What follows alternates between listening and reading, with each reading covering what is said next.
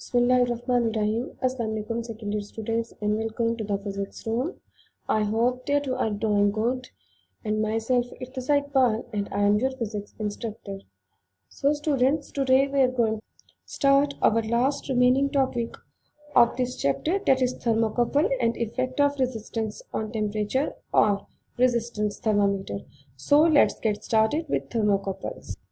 So step 1 is the definition of thermocouples. So what is a thermocouple? Actually, thermocouple is a thermoelectric device for measuring temperature consisting of two wires of different metals connecting at 2 points. Means कि thermocouple एक ऐसी thermoelectric, thermo means heat and electric means current, ठीक है. Means कि यहाँ पे हमारे पास heat energy ने डायरेक्टली कन्वर्ट होना है इलेक्ट्रिक एनर्जी में, ठीक है. Thermocouple converts heat directly into electric current. Clear? So thermocouple एक ऐसी डिवाइस है जो कि थर्मोइलेक्ट्रिक डिवाइस है, यानी कि वो हीट को कन्वर्ट करती है डायरेक्टली इलेक्ट्रिक करंट में फॉर मेजरिंग टेम्परेचर, और इस डिवाइस से हम लोग मेजर करते हैं टेम्परेचर, ठीक है. Consisting of two wires of different metals connecting at 2 points. यहाँ पे ये जो थर्मोकपल है ये कंसिस्ट करता है 2 वायर्स पे जो कि आपके पास किस मटेरियल से बनी है कि आपके पास जो है वो मटेरियल से बनी है मेटल वायर्स है, ठीक है. यानी कि मेटल्स यहाँ पे हम लोग यूज कर रहे हैं. ओके, सो मेटल्स कनेक्टिंग है 2 पॉइंट्स पर कनेक्टेड है. मीन्स के ये 2 जंक्शंस यहाँ पे बनाएंगे. Voltage being developed between the 2 junctions in proportion to the temperature difference. The EMF and current produced by this process is called thermoelectric EMF and thermoelectric current. Okay अब यहाँ पे क्योंकि हम लोगों ने कहा कि थर्मोकपल एक ऐसी डिवाइस है जो कि हीट एनर्जी को डायरेक्टली कन्वर्ट करता है इलेक्ट्रिक करंट में, ठीक है. सो यहाँ पे हमारे पास 2 जंक्शंस बनेंगे और जो EMF प्रोड्यूस होगी due to change in temperature उसे हम लोग कहेंगे थर्मोइलेक्ट्रिक EMF और थर्मोइलेक्ट्रिक करंट. अब ये थर्मोइलेक्ट्रिक करंट किस तरह से प्रोड्यूस होगी कि अगर आप लोग स्टेप नंबर 3 में देखो तो यहाँ पे हमारे पास डायग्राम है. 2 जंक्शंस हैं, junction A and junction B. Junction A जो है वो हॉट जंक्शन है, मीन्स कि इसका टेम्परेचर जो है वो ज़्यादा है, और जंक्शन B जो है वो हमारे पास एक कोल्ड जंक्शन है. क्लियर? सो यहाँ पे हमारे पास 2 जंक्शंस हैं और इन दोनों जंक्शंस को हम लोगों ने कनेक्ट कर दिया है वायर्स से, ठीक है. 2 टाइप्स ऑफ वायर्स यूज करेंगे, ठीक है. अगर आप यहाँ पे देखो तो ये जो इसके हमारे पास हॉट जंक्शन और कोल्ड जंक्शन को हम लोगों ने अपर पार्ट पे हम लोगों ने जिसे कनेक्ट किया है with the help of a silver wire. Okay, और उसके बाद हम लोगों ने उसके जो लोअर पार्ट को गैल्वेनोमीटर के साथ अटैच किया है, और अगेन हम लोगों ने यहाँ पे एक मेटल वायर यूज़ किया है, और ये जो वायर है ये आपके पास है गोल्ड की, ठीक है. सो यहाँ पे हम लोगों ने जो वायर्स यूज़ किया है वो है गोल्ड एंड सिल्वर, और यहाँ पे हम लोगों ने गैल्वेनोमीटर अटैच किया है जो कि करंट को डिटेक्ट करेगा, ठीक है. मीन्स कि जो हमारे पास EMF है, जो EMF थर्मोइलेक्ट्रिक EMF प्रोड्यूस होगी, यानी कि हीट एनर्जी जब कन्वर्ट होगी थर्मोइलेक्ट्रिक EMF में या थर्मोइलेक्ट्रिक करंट में, तो ये गैल्वेनोमीटर जो है वो डिफ्लेक्शन शो करेगा. ओके, सो यहाँ पे अब हमारे पास 2 जंक्शंस हैं, एक पॉइंट A है और एक पॉइंट B है, जिसे हम लोगों ने with the help of metal wires जो है वो कनेक्ट कर दिया है. अब एक जंक्शन जो है वो हॉट है और एक कोल्ड है, मीन्स कि इस पे हमारे पास टेम्परेचर डिफरेंस है, एंड वी नो डैट कि जब टेम्परेचर डिफरेंस हो और ये दोनों पॉइंट्स जो है वो दोनों जंक्शंस जो है वो एक दूसरे के साथ कनेक्ट हो by a metal wire. So metal जो है वो एक गुड कंडक्टर है इलेक्ट्रिक करंट का. सो दैट्स वाई यहाँ पे हमारे पास जो चार्जेस है वो मूव करना स्टार्ट कर देंगे. मीन्स हम लोग को बताया कि हीट जो है वो फ्लो करती है from hot bottom of body to cold body. Okay, so यहाँ पे हमारे पास जो हीट एनर्जी थी वो ट्रांसफर होना स्टार्ट हो जाएगी फ्रॉम जंक्शन A जो कि हॉट जंक्शन था टूवर्ड कोल्ड जंक्शन. ओके, और हम लोगों को बताया कि मूवमेंट ऑफ चार्जेस जो है वो क्या प्रोड्यूस करते हैं, इलेक्ट्रिक करंट.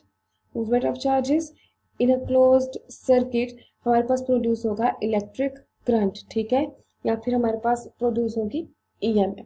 तो उस EMF को हम लोग क्या कहेंगे, थर्मोइलेक्ट्रिक EMF और थर्मोइलेक्ट्रिक करंट, जो टेम्परेचर के डिफरेंस की वजह से इस सर्किट में प्रोड्यूस हो रही है. Okay, so with the help of thermocouple हम लोगों को पता चला कि थर्मोकपल जो है वो किस तरह से हीट एनर्जी को डायरेक्टली कन्वर्ट करता है इलेक्ट्रिक करंट में और थर्मोइलेक्ट्रिक EMF में, और वो जो करंट प्रोड्यूस होगी, EMF प्रोड्यूस होगी, वो कौन डिटेक्ट करेगा, ये गैल्वेनोमीटर. Is this clear?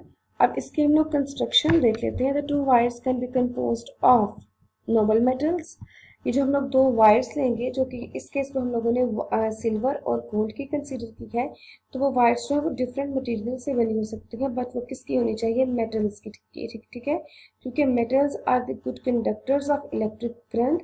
सो जो हमारे पास जो चार्जेस है वो इजीली फ्लो कर सकते हैं सर्किट में। सो नोबल मेटल्स हैं such as platinum, iridium, silver, gold, osmium and rhodium, ठीक है। एंड हमारे पास बेस मेटल्स हैं सच एज कॉपर, आयरन और nickel, copper alloy, lead and zinc. तो यहाँ पे हमारे पास जो हम लोगों ने सर्किट डायग्राम डिस्कस की है वो नोबल मेटल्स की वायर्स हम लोगों ने यहाँ पे यूज की है। Is this clear? So step number 4 is temperature gradient function. Means actually यहाँ पे जो ईएमएफ प्रोड्यूस हो रही है, जो इलेक्ट्रिक करंट प्रोड्यूस हो रहा है, वो किस पे डिपेंड कर रही है, टेम्परेचर ग्रेडियंट पे। Gradient means change in temperature, gradient कहते हैं चेंज को, ठीक है।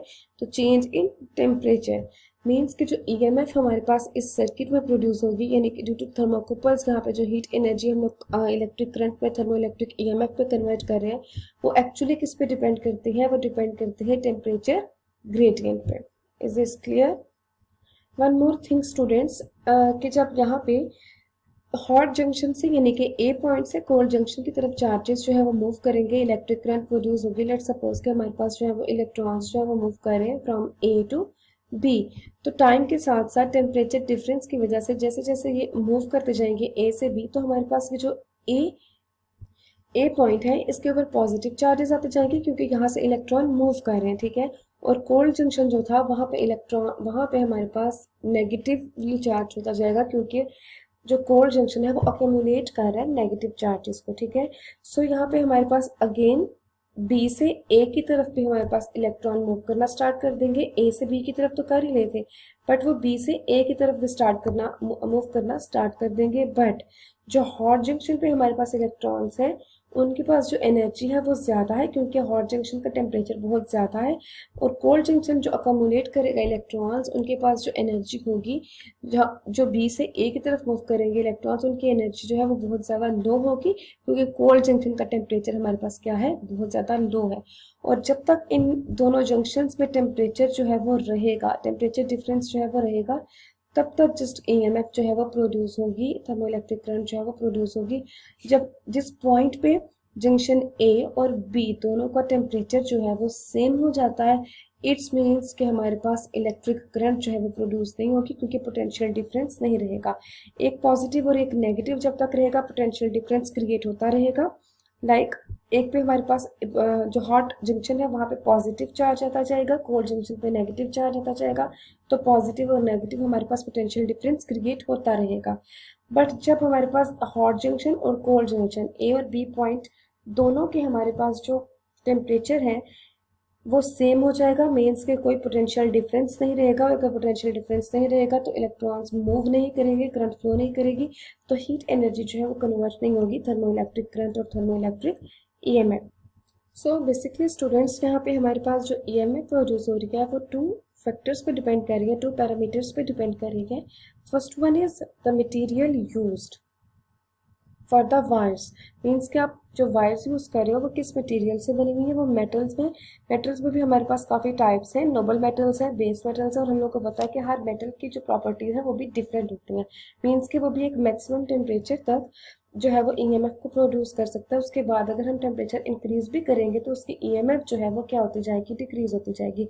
तो हमारे पास सर्टेन प्रॉपर्टीज होती हैं, स्पेसिफिक प्रॉपर्टीज होती हैं डिफरेंट मेटल्स के लिए भी, ठीक है। तो हर मेटल एक दूसरे के साथ डिफर करता है, तो दैट्स वाई जो ईएमएफ प्रोड्यूस होगी वो डिपेंड करेगी फर्स्ट ऑफ ऑल कि हम लोग कौन से मटेरियल की वायर्स यूज कर रहे हैं। सेकेंड पे वो डिपेंड करेगा चेंज इन टेम्परेचर पे। अगर हमारे पास जंक्शन ए और जंक्शन बी दोनों का टेम्परेचर जो है वो चेंज है, मीन्स के हमारे पास जो है वो करंट जो है वो फ्लो करेगी फ्रॉम हाई टू, मीन्स के हीट जो है वो फ्लो करेगी from high temperature to low temperature, potential difference create होगा, और हमारे पास जो है वो गैल्वेनोमीटर जो है वो डिफ्लेक्शन शो करेगा, ईएमएफ प्रोड्यूस होगी, ठीक है। बट अगर टेम्परेचर चेंज नहीं है, दोनों जंक्शंस का टेम्परेचर सेम है, इट्स मीन्स के कोई ईएमएफ भी प्रोड्यूस नहीं होगी, पोटेंशियल डिफरेंस क्रिएट नहीं होगा। तो अगर पोटेंशियल डिफरेंस क्रिएट नहीं होगा तो हमारे पास इलेक्ट्रिक करंट या फिर थर्मो इलेक्ट्रिक ईएमएफ भी प्रोड्यूस नहीं होगी। तो ये इसकी वर्किंग थी। यहाँ पे हमारे पास नेक्स्ट जो पॉइंट है यह what is Seebeck effect and who is the founder of this effect. यहाँ पे एक इफेक्ट को हम लोग डिस्कस करेंगे जिसे हम लोग कहेंगे सीबेक इफेक्ट। एक्चुअली स्टूडेंट्स के जो क्वेश्चन है थर्मोकपल्स के आपके पास इंपॉर्टेंट क्वेश्चन है बोथ पॉइंट ऑफ व्यू से, और अगर ये शॉर्ट में आ सकता है लॉन्ग में आ सकता है, तो अगर शॉर्ट में आपसे पूछेंगे तो वो सीबेक इफेक्ट के बारे में पूछ सकते हैं, ठीक है। So what is Seebeck effect? In 1821 German scientist Thomas Seebeck experimental introduced the concept of electricity from heat. ठीक है, he take two wires electrodes, one of them was cold wire and second one was the hot wire. Both electrodes wire were connected with galvanometer and heated hot electrode wire which cause particles to move toward cold junction as well as toward galvanometer. The current is detected by deflecting needle. तो इसे हम लोग क्या कहते हैं? Seebeck effect, यानी कि जो उसकी एक्चुअली वर्किंग है थर्मोकपल्स की उसे हम लोग क्या कहते हैं? सीबेक इफेक्ट, जो कि किसने ऑब्जर्व किया था? 1821 में एक जर्मन साइंटिस्ट था थॉमस सीबेक, उसने एक्सपेरिमेंटली इंट्रोड्यूस करवाया था। जो उसने वायर्स ली, ठीक है, जिसे उसने कनेक्ट किया, एक को हॉट जंक्शन बनाया एक को कोल्ड जंक्शन बनाया, कनेक्ट किया with the help of wire. अब हम लोगों को पता है कि हॉट जंक्शन से कोल्ड जंक्शन की तरफ जो हीट है वो मूव करेगी, और जब वो मूव करेगी, जब पोटेंशियल डिफरेंस क्रिएट होगा उसके बाद वो करंट जो है वो मूव करेगी, जब गैल्वेनोमीटर में जाएगी तो गैल्वेनोमीटर करंट को डिटेक्ट करेगा, और इस डिफ्लेक्शन को हम लोग जो है इस करंट को हम लोग कहाँ से ऑब्जर्व करेंगे? By deflection of galvanometer needle. तो इस इफेक्ट को क्या कहा उसने? Seebeck effect. Okay, so next one is step 4 is temperature gradient function. Means के ईएमएफ जो है वो किस तरह से टेम्परेचर ग्रेडियंट पे डिपेंड करती है, मीन्स की टेम्परेचर चेंज इन टेम्परेचर पे डिपेंड करती है, ठीक है। So the electromotive force EMF is a function of temperature, function है टेम्परेचर का, कि टेम्परेचर चेंज होगा तो ईएमएफ प्रोड्यूस होगी, अगर टेम्परेचर चेंज नहीं होगा तो ऑब्वियसली पोटेंशियल डिफरेंस क्रिएट नहीं होगा, अगर पोटेंशियल डिफरेंस क्रिएट नहीं होगा तो आपके पास EMF प्रोड्यूस नहीं होगी। The thermo EMF produced is very small of the order of millivolt per every degree of temperature difference। अब यहाँ पे आपने एक और पॉइंट याद रखना है कि थर्मोकपल जो हीट एनर्जी को कन्वर्ट करता है इलेक्ट्रिक करंट में, मीन्स के जो EMF प्रोड्यूस होती है, थर्मो EMF प्रोड्यूस होती है, वो बहुत ज़्यादा स्मॉल है। किस रेंज में है? At the order of millivolt. Means के जब हम लोग 1 डिग्री टेम्परेचर चेंज करेंगे तो मिली वोल्ट्स में हमारे पास ईएमएफ प्रोड्यूस होगी, ठीक है। तो इससे हम लोग जो है वो इसकी कैपेसिटी भी कह सकते हैं कि टेम्परेचर इसकी कैपेसिटी कितनी है कि 1 डिग्री टेम्परेचर चेंज करने पे हमारे पास मिली वोल्ट्स में ईएमएफ प्रोड्यूस होती है, जो कि बहुत ज़्यादा स्मॉल है। तो सीबेक इफेक्ट इज रिवर्सिबल, कि ये रिवर्सिबल है, मीन्स कि अगर हम लोग हॉट जंक्शन को रिवर्स कर दें और जो पहले हॉट जंक्शन था उसे कोल्ड जंक्शन बना दें, कोल्ड को हॉट बना देंगे, तो ईएमएफ तो प्रोड्यूस होगी क्योंकि एक हॉट है और एक कोल्ड है, दोनों में टेम्परेचर डिफरेंस है, हीट ट्रांसफर होगी, पोटेंशियल डिफरेंस क्रिएट होगा, तो ईएमएफ तो प्रोड्यूस होगी। बट यहाँ पे उसकी जो डायरेक्शन है वो क्या हो जाएगी? अपोजिट हो जाएगी। अगर पहले जो इलेक्ट्रॉन्स थे, हीट जो थी वो मूव कर रही थी ए टू बी, तो अब वो बी टू ए मूव करेगी, क्योंकि जब हम रिवर्स कर देंगे तो बी जो है वो हॉट जंक्शन हो जाएगा और ए आपके पास कोल्ड जंक्शन हो जाएगा, तो आपके पास रिवर्स ईएमएफ प्रोड्यूस होगी। EMF is reversed.